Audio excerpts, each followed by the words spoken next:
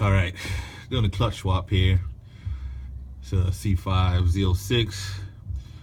I unfortunately I don't have access to a lift, so I'm doing this on the ground. I would definitely recommend, if you can get on the lift, obviously do it. But if you're gonna do it on the ground, just allow time. It's not something you will rush and want to do it in the afternoon or a day. I say go in segments, but that's my personal opinion.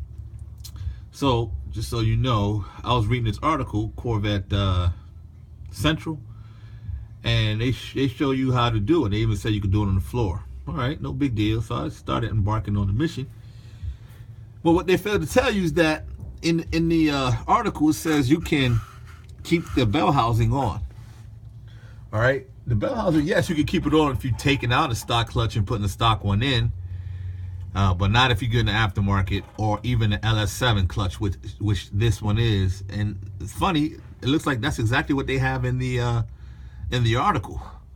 Is the LS7 clutch. So I'm like, man, why is this thing not fitting? So it simply won't fit. Save your time and save your effort. Loosen the bell housing. You don't have to take it all the way off. I loosened mine. I had pulled it up front a little bit, and I had enough space to get it in. All right, so. And over here, if you're looking at that screwdriver, that's what I use to, it's a little trick I use to be able to turn the bolts and torque them down to spec, all right? So it looks flimsy, look like it'll come off. It's held steady with everything I've done here. So you just got to get it up against the wall there. Just line it up straight.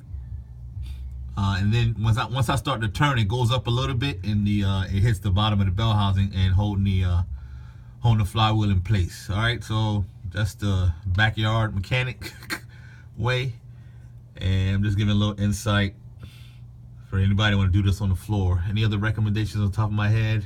I'm trying to think now. That's it, man. This actually looked like the hardest part of the job was getting this. I was trying to make it fit pressure plate with the disc. I was trying to make it fit under the bell housing. That was not happening. I even pulled the dowel pins off. I was like, man, maybe the dowel pins will help. Give me a little clearance. Nope. So I had to loosen the bell housing. This is for LS7 clutch. If you got a stock, putting the stock clutch, you don't have to loosen the bell housing and go right back in, no problem. So anyway, that's my 411.